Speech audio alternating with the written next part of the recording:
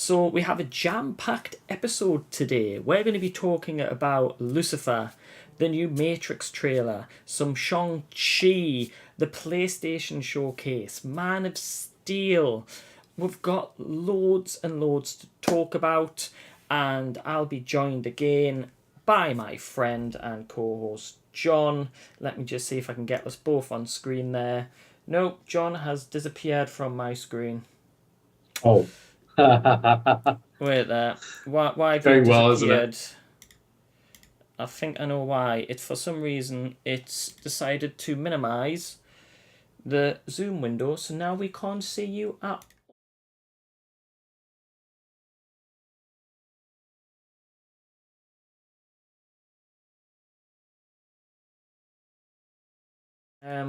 That should be fixed now. You should be there.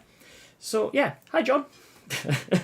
Hey, I mean, it's not necessarily the worst thing in the world not to see my face, but Oh, I'll turn it back um, off. It's fine. I'll turn it back off. I'm excited to talk about what we've got to talk about as well. It's been an incredible week for news, really. Yeah, it's been a busy one. Usually it's kind of like, do we actually have anything to talk about? And today it's we have so much to talk about. And I'm just checking that we are live on YouTube as well. But yeah, it's been a busy week for news. Cinema is starting to come back once again, which is really exciting. I'm just checking that my sound is working. Try talking, John. Hello there. Yep, there we go. You should be good. So yeah, I went and saw a new film in the cinema for the first time in about a year and a half. It was killing me that the last film I saw happened to be Sonic the Hedgehog, but now I can finally cross that off my list and forget about it, and it is Shang-Chi is the film that is now the last one I've seen. And I'm not going to go into spoilers because John has not seen it yet, but it is probably one of my favourite Marvel films to date. I absolutely adore it. I think it's great. Martial art, I don't know if you like martial arts sort of style films at all, John. I do. I'm a big fan of it, actually. I don't really talk about it very much, but I like the very Asian style martial art films. One of my favorite I still hail is Crouching Tiger, Hidden Dragon. Oh yeah, that's one of my Um, favourites, and one of them's in it, which is exactly. amazing. Yeah, I know. I saw. I'm really excited to go watch it. To be honest with you, I've just not had the time, but I think it's one of my bucket list things to do this week. Oh yeah, definitely go see Shang-Chi. If you haven't, guys, go see it. It is amazing. It's definitely one of those films that you need to see and experience. I went and saw it in IMAX. The only way you should see films these days. They're just absolutely amazing. And yeah, definitely go see Shang-Chi. There are two after credit scenes, which I won't talk about. Maybe we'll talk about it next week once John has seen it. Because there's some interesting stuff happening in those mid credits, and it isn't just about Shang-Chi. Let's just say there's some characters from the Marvel Universe appearing that you may not expect. And that's all I'm going to say on that. So make sure you Are they check Marvel that characters out. that we've seen before yet? MCU Yes, characters. yes. Okay. Okay. And that's all I'm Great. saying. Just two great cameos that have not been advertised on the poster. Okay, so it's not like Wong. We know Wong's in it. That's not the Yeah. reveal. But yeah, definitely check it out. It's beautiful. It's a great story. The ending. I'll talk about that a bit more later. But it's not that it's a bad ending. It's just for me, it's all about story, and the story just did not hit the way that I wanted for the ending. But it's still awesome, and it's still one of my favourite Marvel films, so that says a lot if I still didn't really enjoy part of the ending. Just like a little small little kind of bit that I didn't like. But yeah, so that was my thoughts on Shang-Chi. Very short on that one because we can't talk about it much because John hasn't seen it and I don't want to spoil it and I want to give everybody a chance to talk about it. But talking about a film that we have seen, a bit of news came out yesterday and it's a bit sad news to be honest that it is now official we will not be getting a Man of Steel 2. That's it. It's done and I don't know why my little icon is not updating.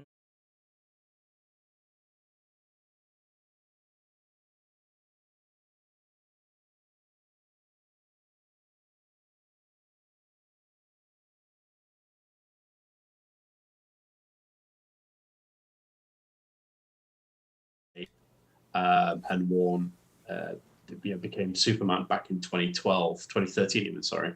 I really enjoyed Snyder's interpretation of Superman and building this real world around it that wasn't Nolan's type world. It was a realistic world, and it dealt with important matters like how would the world react to a godlike figure like Superman, and how would this young boy who grew up in Kansas from an alien world would sort of build and develop in a very modern time.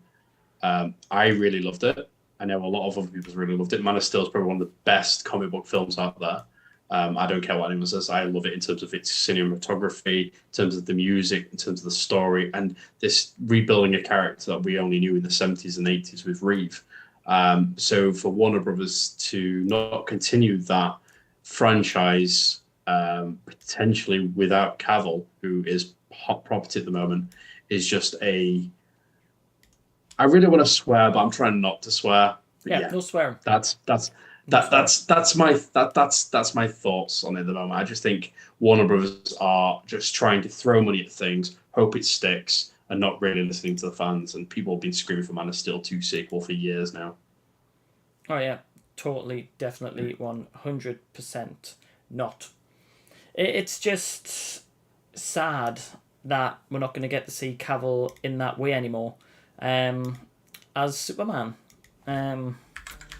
Yeah, I just don't know how we can move forward from there. Who's going to play Superman in future films is the question. They can't really jump back to another version of Clark Kent. They're going to have to adapt it. It's going to be interesting how that plays into the Flash film as well. Are they going to bring in a new Superman again there?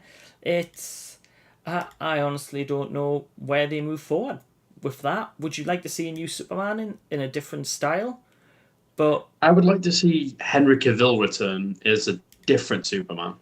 Not necessarily the Clark that we know for the Man of Steel, but the Flashpoint or reboot or whatever you want to call the Flash this movie's going to set up. It feels like it's going to be a completely new world. So I'd like Henry Cavill to return back, maybe in a different style looking Superman.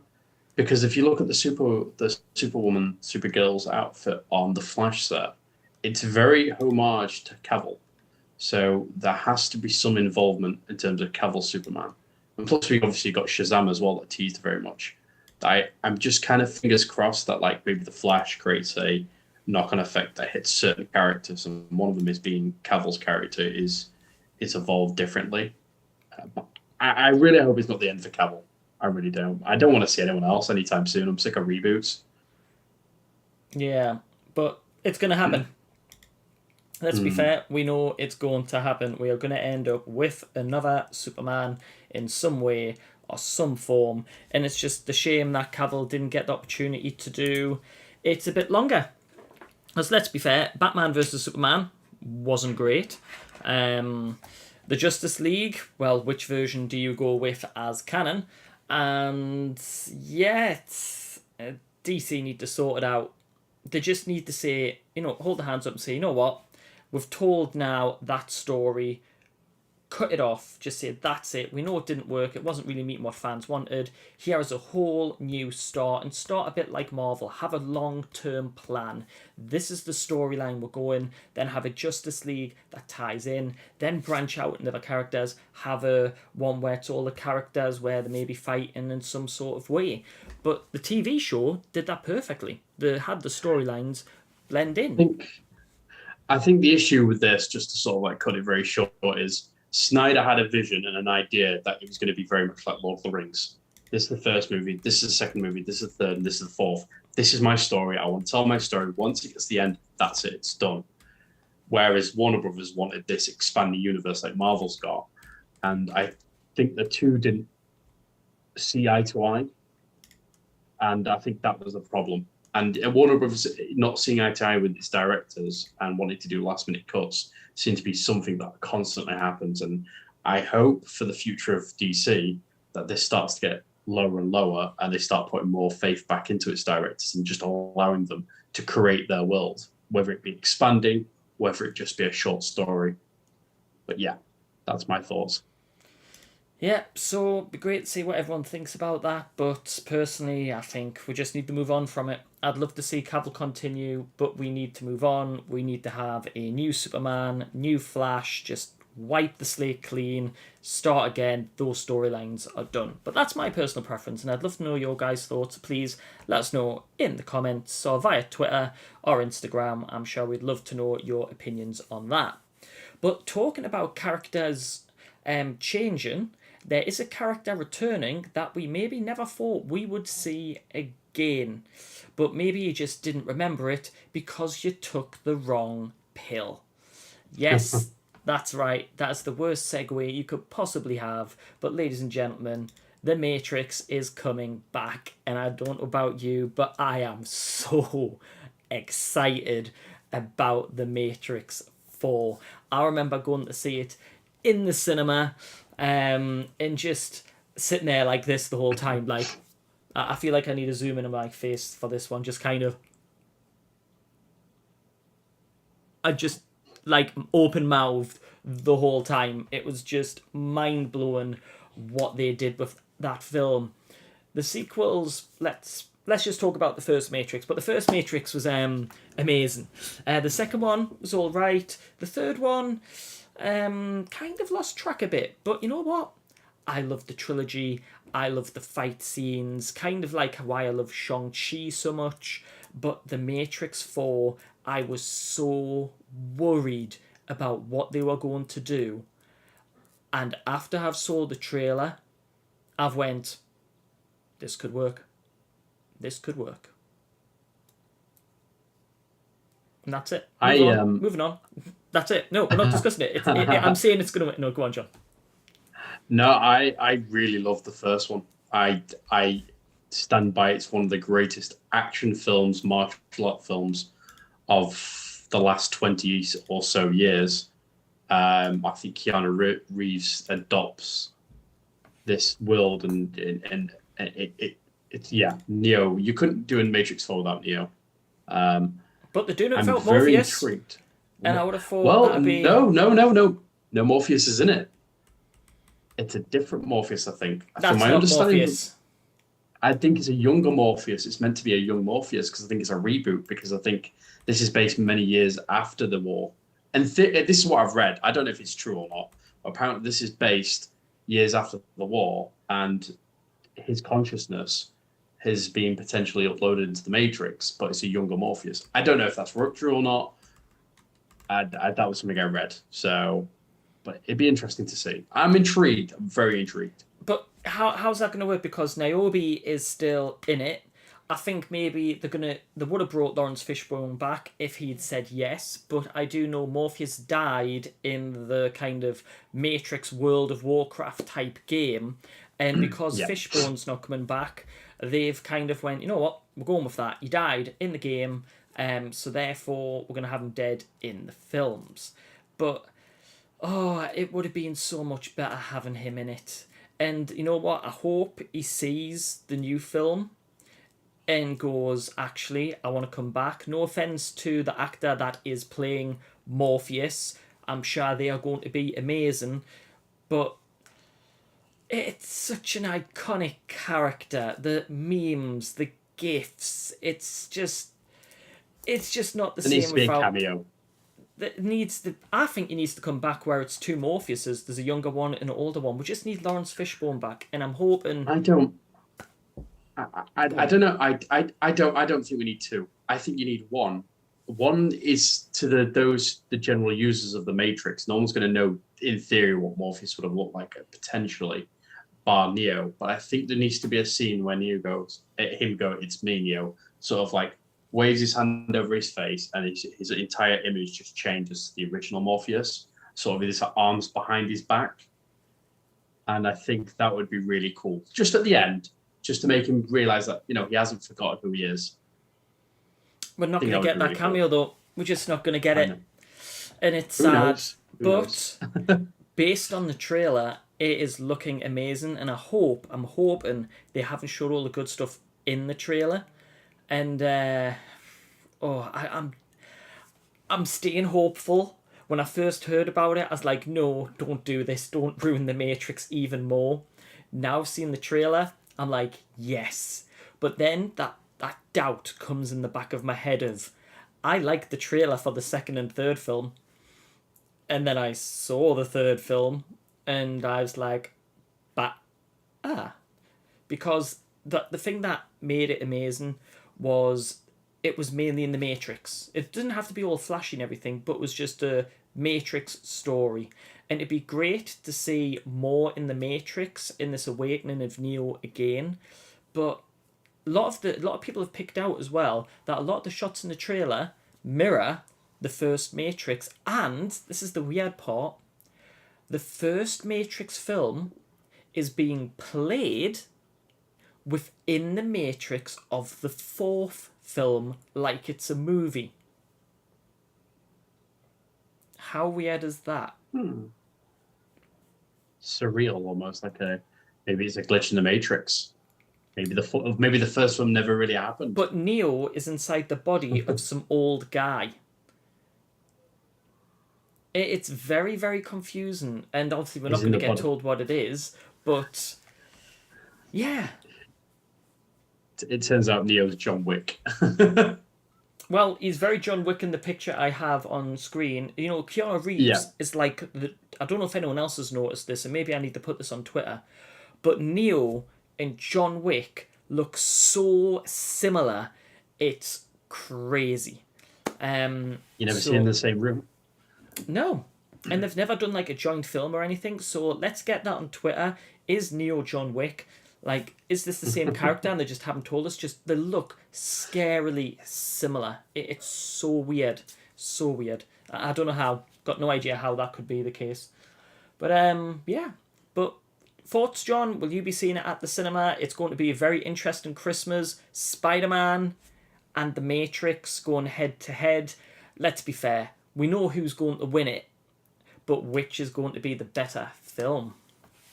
I'll go and see it. I have to go and see it. I love the few, and I've played most of the games like Enter the Matrix, Path of Neo, and a little bit of the MMR online. But yeah, I'm gonna go watch it. No, I'm gonna try and maybe do a double bill where I see Spider-Man, then the Matrix one after the other, and then I can do a full on which one's better. But let's be fair, Spider-Man's gonna get the money, but doesn't necessarily mean Spider-Man will be the best film. We'll have to see. It's true. We'll have to see.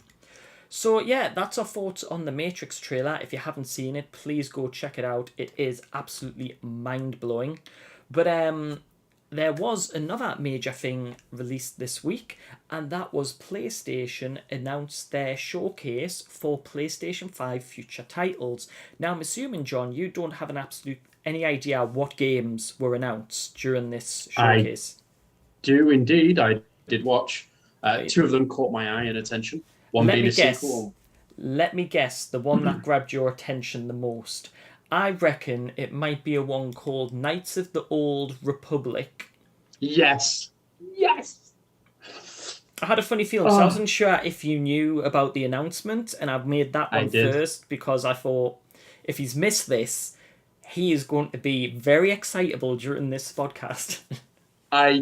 As soon as it was announced in the morning, I ran into the bedroom, and I think Natalie was still sort of laying in bed, and I was like, nah, they're doing it again. She was like, what? I was like, the Knights of the Old Republic remake, but for PlayStation. I got really excited like a child, because I love the first two Knights of the Old Republic games. So I've just got to ask, John, what will you be playing it on? I'll be playing on a PlayStation 5, because whether you believe it or not, I have ordered one. Oh, you've actually managed to get one. I managed to get one. I'm shocked. Is it disc edition or digital edition? I've gone for disc, purely because I enjoy discs. I don't do digital. Yeah, I originally went with digital, regretted it, and then I went back to disc. So that way, all of the games I own, which get free HD upgrades, I can actually play again. It was so annoying, because otherwise I'd have to spend £70 on new games. And I don't have an image for this one, but Horizon Zero Dawn is going to get a free upgrade, which they originally promised and they went back on, but they've changed it. But they did put in a little bit of small print saying any future games they will charge for the PlayStation 4, the PlayStation 5 upgrade, which is interesting because Xbox's thing is if you owned it before, you get it for free. hey, do you want to pay £10 a month for a Game Pass? Get all of these games for free. PlayStation, give us money. Give us £70 a game. Don't care which game it is, give us £70. Oh, you already own the game on PlayStation 4? Spend another £25 to get the same game, but this time it's shinier. So, Yeah. but this is the thing, and I'm gonna try and not rant here. Xbox games catalog, Game Pass is just mind blown what they are doing. Halo is going to be free on Game Pass. You can play Halo for £10. The multiplayer is going to be free. They have such a great thing there. It's mind blowing why more people aren't taking it up, because it's PC as well. If you got a PC, you can do Game Pass on PC. I have the Game Pass on my Xbox and on my PC, and I can use it at the same time. So depending if I'm on the Xbox, the brand new Xbox, or the PC, I'm not paying extra. But the thing where PlayStation kicks Xbox's butt, it's AAA exclusives. The new games they are bringing out just hands down beat Xbox. On new games, PlayStation wins. On back catalogue and just pure availability of games, Xbox is winning. And if you own both, you are laughing. I'm not a PlayStation fan or an Xbox fan. I just love games. But John, were you going to be tempted to get Game Pass for Halo at Christmas? I know it must be in your head. I must say, because I've not played Halo for years. I used to play it on the Xbox. The first ever Xbox. That was the one I played Halo on. I actually enjoyed the series to a degree. I'd like to play more of it. And I know you're playing on it. You're looking to play on it, and I know we've said we're on about streaming together on Twitch and that. So it's definitely a huge interest. But to obviously have a pass that I can use on the PC gives me more a chance to play the games that I couldn't necessarily play before. I believe The Witcher 2 game is actually one of the old Xbox games. So again, that'll be a one to interestedly look there and see whether or not I can get that maybe. But it's definitely worth. It's not as if an Xbox spokesman, but definitely check out Game Pass if you love games and you've got a PC. Check out Game Pass. Let's quickly go through some of the other games as well. I remember playing the original on the original PlayStation and absolutely loving it. But Gran Turismo 7, or I like to call it a real life. Oh my God, how is this not real life? Oh my God, have you seen it? It looks like real life. Turismo is what I like to call it, because it just looks absolutely stunning with the ray tracing. It is hard to tell that it is, and I might not mention this, it looks like real life. Are you a fan of racing games? I'm not particularly one that plays them, but I just want it so it looks pretty. Years ago, I did the PlayStation 1 and PlayStation 2. I actually had Gran Turismo. It was actually my first racing game, and then it was Ridge Racer for the PlayStation 1. And then PlayStation 2, I went to like Need for Speed Underground 1 and 2. But since then, I've never really played any racing games because they seem to have gone a bit too much. So it'd be nice if hopefully Gran Turismo has taken it back to the original roots there a little bit more in terms of the handling. But yeah, just looking at the image there, it's incredible. Hands down, without a doubt. And also, they've announced a remaster. It's shocking the amount of remasters coming out, but they talked about Grand Theft Auto 5's remaster again, as a reminder, but one that they are bringing back, and it is an absolutely brilliant game series if you haven't played it, and that is Uncharted. They are doing a remaster HD upgrade for PlayStation 5. I've played all of them, absolutely adored them.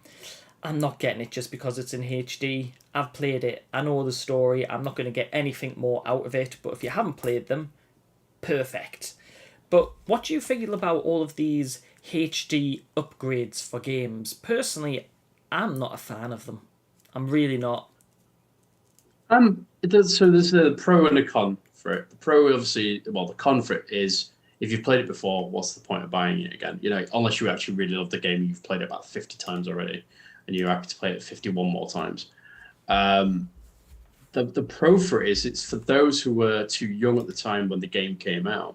Obviously, this new generation comes out. It gives them an opportunity to replay that game that everybody talks about, but on their generation's graphics, as opposed to, you know, playing, say, for example, Final Fantasy VII.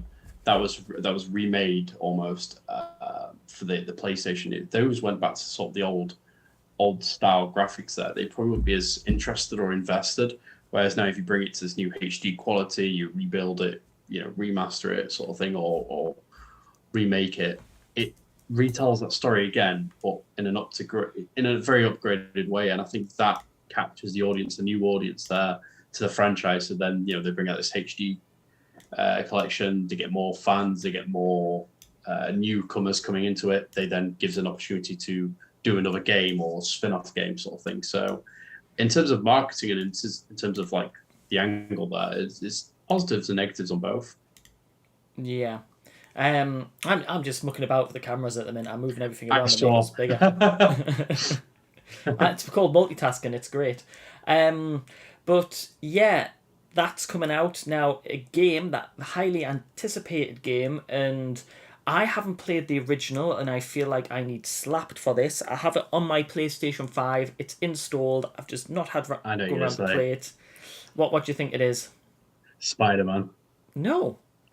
Oh, okay. You I'll don't think I would have played Spider-Man? That is like an absolute insult. I have the PlayStation 4 version behind me right now. I've got the remastered version on PlayStation. How dare you insult I just my Spider-Man? I just thought it was gonna be something really like something really serious that you hadn't played, and I thought, oh, okay, it'd be Spider-Man.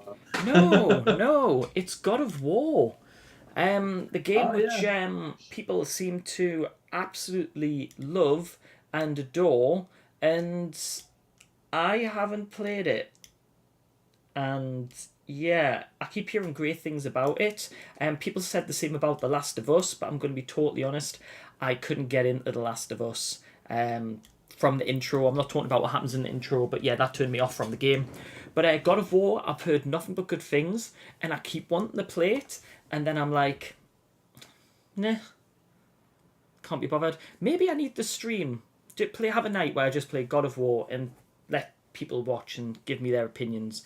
But the game looks amazing, don't get me wrong. The guy that voices Kratos, Chris Judge, brilliant guy. Ever get a chance to meet him, please do. Absolutely brilliant, absolute gentleman. Has lots of funny stories involving tight pants and working in a strip club. But yeah, check that guy out. He is amazing. But yeah, God of War. Have you played the original God of War or any of the God of Wars in the past? Played the first two, I think, for the PlayStation 2. And then I never really got into the franchise after that. It was good. But there was a huge gap where I think I played something else. I got really invigorated in that. I think it was PlayStation 2 or PlayStation 3. One of those platforms anyway. I played the first two. They were good. They were good action slam, button slamming and sort of platform game. But yeah, not really. The new one, when I've seen clips of the newish, the more up to date game that came out, and they certainly upped the way you play it, and it's felt more of an RPG as opposed to like what I would call a platform game. But again, it's come on there, so I might go back and replay them all. I do want to play this now. The good thing is, I think when you get your PlayStation 5, I don't know if it's still part of it, but if you have PlayStation Plus, part of the deal is you will get the original God of War. So might be worth us both playing, and then we can give our thoughts on the game. But seeing you've mentioned Spider-Man and highly insulted me in the process, they have announced some Marvel games. And the first one is a Wolverine game by Insomniac, the people that made Spider-Man. And all they released was, we are making it. Which means it's probably not going to be out until at least 2023. Because the new Spider-Man game, they said, is that, which we'll come to in a second, but they would have showed some sort of more action sequence or some gameplay, unless they're going to shock us and bring it out next year. But I can see this being the back end of 2023 and Spider-Man coming out at around the start of 2023. And it wouldn't surprise me if that Wolverine is within the Spider-Man universe. Do you think they're going to take that route? They'd be stupid not to. Well, it's called Marvel's Logan, isn't it? I think it is. No, it's called Marvel Wolverine. Marvel Wolverine. Yeah, there's a potential. It doesn't have to directly join up. It could just nod and say it's in the universe. with like a poster or news telly Yeah, that's what I mean. But broadcast having of it within yeah, the Marvel Insomniac universe can have them linked in exactly. some way. And do you think we'll see some of the X-Men? They can't do Wolverine and not have some sort of reference. Well, to be fair, like if you ever played the older Wolverine games, which I did, there's one that was really graphical. I can't remember which one. There was two Wolverine games that came out. I'm sure there was. But yeah, one of them didn't really have the X-Men in it. It was only sort of mentioned briefly, and you saw I think it was like maybe one cameo. But yeah, I don't think you necessarily have to have the X-Men in because the Wolverine was actually before he became a mutant, it was actually part of the Hulk universe, and then was sort of a standalone character, and then became part of the X-Men. I think people are not really that fussed necessarily about the X-Men because if they were, they'd want a team-based game. I think this is more going to be a Logan story, more Wolverine story. I really hope we see some good costuming in this. I don't want it to just be like you know, the here's my jeans, here's my jacket, here's my checkered shirt look, the lumberjack look. I Yeah, kind of but want the they're all tight going. yellow. They're all going to do something similar to Spider-Man, where you Yeah, unlock the outfits as you go on. They'd be crazy not to. We all know that the yellow suit Wolverine is obviously going to be the final one that you're going to get. They've got to. yeah, But it'd be interesting to see if they pull in from the movies and like the vest and things like that. The Hugh Jackman Wolverine is obviously going to be in there. But it'll be very interesting to see. And same we've mentioned Spider-Man. They did announce that Spider-Man 2 is in development and it will be 2023 that we will see the new game.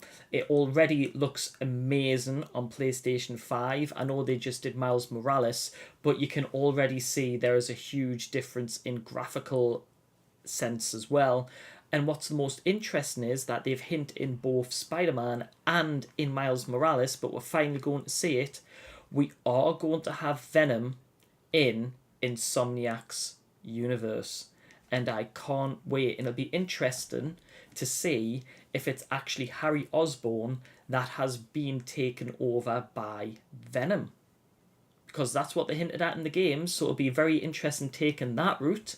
I'd personally like to see it. I'd like a different story for Venom. I'd like to see Harry Osborn as Venom. Don't know about your thoughts on that. um, I'm hoping the symbiote involves Peter somehow. I kind of want to think that maybe the symbiote existed previously, because obviously this is a Spider-Man that's operated for many years. So I would like to think that maybe the symbiote existed beforehand, not If you necessarily Venom. Can you remember the story from the game that the reason why I'm saying it's Harry Osborn, but you actually see Harry, who you Yeah, think yeah, was the dead end, during the yeah, yeah, games, he's in that glass cube and the symbiont is with it. And in the end of Miles Morales, they talk about it more and it actually shows Harry come to life with the symbiont yeah. connected to him. So I think this is going to be a Harry Osborn Venom. Yeah, no, I don't necessarily mean that. I mean, like, maybe the symbiote was found and used as sort of a cure for Harry, because we don't know how this symbiote was made. Like, it could have existed on the Earth already. Spider-Man could have battled with it, thought we got rid of it, and traces were taken by Oscorp for research and development. Obviously, then they found it has healing properties. They then put it to Harry. But I'd like to think it links directly to Peter, because there could be a conflict of interest, obviously, with Peter and Harry, if Harry knows everything about Peter, but Peter doesn't know everything about Harry. I don't And think it messes with the mind. this Spider-Man knows about the Venom because he didn't know about obviously Harry's father and things like that. We haven't seen Green Goblin. I think yes, Spider-Man's been around for a while in the game universe, but I don't think Venom's been in it, and I think it'll probably be better as an introduction, kind of like what was that, who is that, and having that kind of Oh yeah, I mean, basis. in terms of Venom, yeah, but in terms of the symbiote existing, I'd like to think that the symbiote wasn't just man-made. I'd like to think it was an alien source that may have been interacting with Peter before, but who knows? A Harry-style Venom is not something absurd. Anyone who reads the comics, Eddie Brock obviously is the main guy that people remember as Venom. But you've had Matt Gargan, aka Scorpion. You've had Flash Thompson as the Venom. So it's not just one host it's taken. So it's not completely unusual. It's brave though. I think it'd be interesting. They've showed Venom. They'll add Carnage in as well. They've got to take I the hope so. opportunity. But hopefully it could be, and this is the interest, this came to mind there. We have Miles Morales in Spider-Man 2. Everyone loves the storyline of Spider-Man being taken over by the symbiote. Wouldn't it be good if the fact that with Spider-Man in the first half of the game, he's taken over by the symbiote and becomes like a dark Spider-Man, and then in the third chapter, it's back to Spider-Man once Miles saves him from the symbiote, and it's just Venom and Carnage. So in the Ultimate series, when they did an Ultimate game called Ultimate Spider-Man, they captured Peter, and I think they tried to extrapolate some of his DNA, and in doing so, because they used the symbiote, he actually made Carnage from the genetics of Spider-Man, of Peter Parker. So it'd be quite interesting to see whether or not, Peter's captured, they accidentally create Carnage, and Peter is Carnage, and Miles is trying to battle Peter to save him. Then obviously the Carnage symbiote slips off away and bonds with someone else. That'd be interesting, because then it's a real like Miles situation. He has to fight his friend, save his friend. It batters Miles apart. The Miles is taken out for the final part of the game, and then it's Peter versus Harry, sort of mono e mono. Yeah, I think that'd be a good storyline, and that means you get both Spider-Man and Miles, because Miles has been very popular in the game, and then it's still a Spider-Man game. You get some Miles action, and then it goes back to Spider-Man, and it'd be interesting actually. It may be the third quarter, like the final sort of quarter, like the back end of it, where you can choose to be Spider-Man or Miles, which I think would be brilliant. So you kind of like get to play as both, but then you choose who you finish the game as, which I think would be very, very interesting. Then you have that replayability where you can actually finish as Spider-Man, get that ending, finish as Miles, and get the Miles ending. And I think that would actually be really cool as well to play. But who knows? We have a year and a bit to go. It's 2023. It could be 2 years. It could be this time in 2 years' time. It could be closer to Christmas. We honestly don't know more. But I am looking forward to seeing more of the game. Let's be fair. And we're not going to see more of it now. It'll be in a year's time. Now we have 15 minutes left for this podcast, and we have to talk about a show that me and John both adore. It just aired on Friday, and already John has blitzed through and watched it. I've got to be honest, I haven't watched it on Friday or Saturday or today. That's because I watched it a month and a half ago, so it's all good. But yes, we are talking about the one and only Lucifer. It's aired, the final season is done, the story is over, and I've been on Twitter, and there are some mixed feelings about that ending. Now, before we start, I do want to say, if you have not watched Lucifer yet, and you don't want to know about what happens, and as much as I love having you around, go away. Don't watch us, alright? Don't listen. Shoo. Leave. Be gone. Fly, you fools. And come back later on YouTube where you can rewatch this. But yeah, we're going to talk about the storyline. We're not going to go into major spoilers and ruin it all.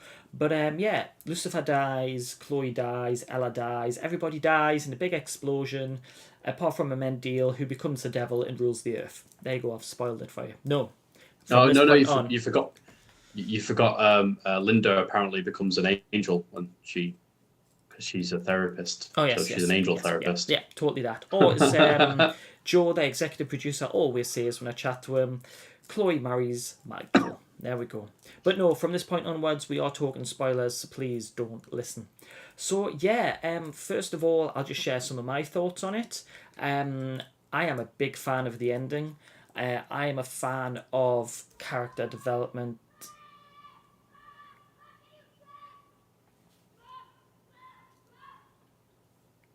There's kids outside with lightsabers fighting. I don't know if you could hear them shouting there.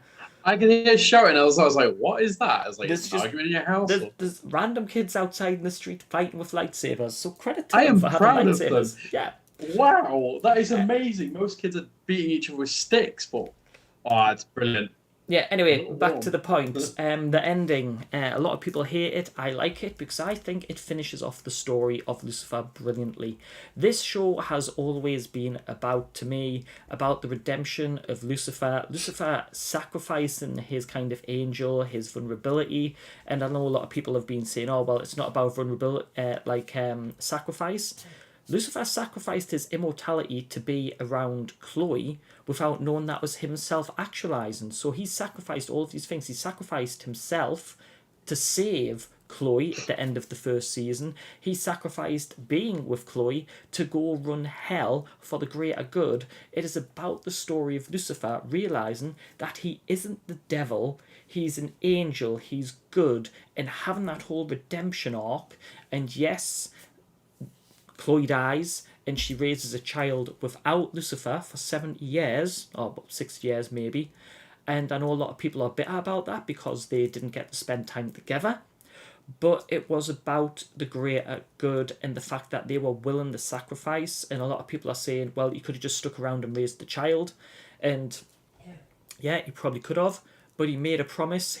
She, his daughter, Rory, spoilers, asked him to not change anything. She has a great understanding and respect for her father because of it.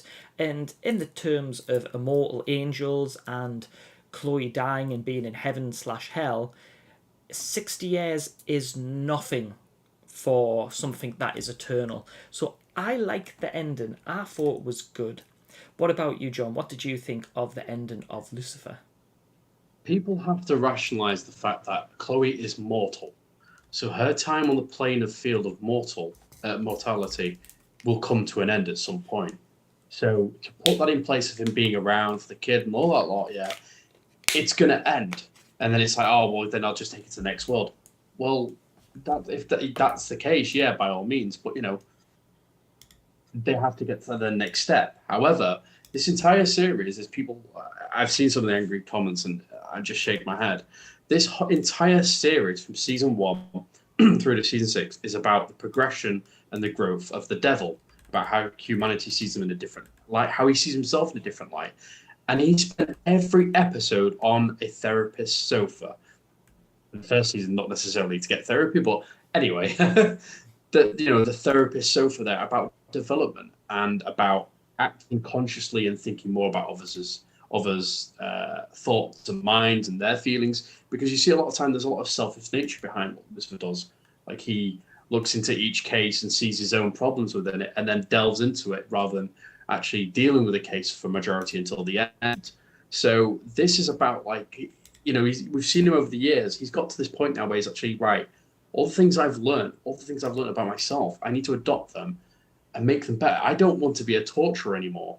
I want to be someone that can actually take people that were broken like me, that have broken people and have caused harm, and turn it on them and get them to self-reflect. And I think that is a deeper meaning that we can take away that isn't necessarily something to do with just the ending of a series. It's something that the audience has to take away with, that, it's not too late for us to change how we do with our actions. It's not too late for us to maybe sacrifice what we think is a part of who we are and what our life is about and do something entirely different, because people see Lucifer as Chloe's his end goal. No, his end goal has always been to better himself and to be seen better. And the devil gets such a bad rap on Earth. This is a devil that doesn't want to do that anymore. So they leave Earth and they see the devil's a torturer. It's everything they've heard about, where they leave Earth, they go to hell, they get therapy from the devil. Wait, this is not the same devil that I've heard before.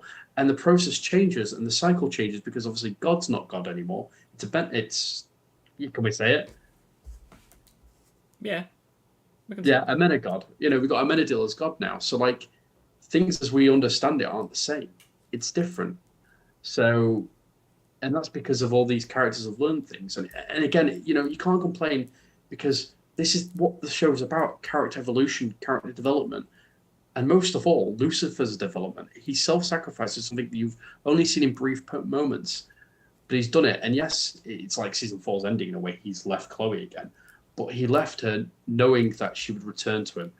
And he left her knowing that his daughter's in great hands, because she's a strong, independent character. She's not a damsel in distress. She's a badass, chewing gum, shooting thugs in the shoulder. Cop. She knows what she's doing. She's handled herself long before Lucifer. So, and Lucifer, she knows she's going to be Lucifer again. So I think they've tied it off perfectly. I don't think there's anything wrong with it. I think people are not happy because they didn't want to see the series end. And I get that. But it has to end. And this is the most logical, most satisfying end if you look at the evolution of the series. Yeah, totally agree. And I love the stories for everyone else. Ella and May is becoming bounty hunters and being together. Love that. Ella still continuing to do what she loves, but also doing STEM, which is what I know Amy Garcia does in real life, and I thought that was a nice little nod. Chloe became the lieutenant, which is understandable and just made sense before she went. Amended God is there. Obviously, Dr. Linda brought up Charlie, whether Charlie becomes an angel. It was hinted that obviously Rory was human until she hit about teenager and became an angel, so Charlie could become an angel. And the only thing that I think left a bit too open-ended, which I thought they might have explained, was obviously Trixie. Does she find out about Lucifer? She must have if she found out her sister's an angel. Obviously had to explain that to her, and the fact that why is Lucifer gone, all of a sudden I've got a sister. Obviously Dan, happy in heaven as well. And yeah, I just think it's been a brilliant arc. Could they have ended it in season 5 and not drawn it out? Probably, yeah. But you know what? I'm glad we got the extra episodes. They were fun to watch. There's a few fun bits like the animation scene. And it was just nice. If you love the characters and just getting to see these goodbyes, I really enjoyed it, and I've got to say I absolutely loved the choice of the final song from My Chemical Romance, the Parade song. Black Parade, yeah. And the lyrics, when you listen to the lyrics, it is just perfect, as if it was written about Lucifer, and I absolutely adored that.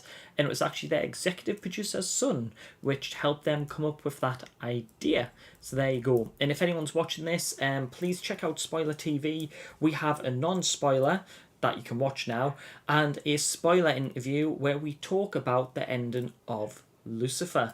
So, yeah. I'd love to just say about this series as well. I said it to you last night, and I think I'd want to readopt it. This series deals with what I liked about it is it dealt with serious topics, but in a very relaxed manner that wasn't forceful. You watch I watch CW shows like Legends of Tomorrow, Flash, Arrow, you all know it.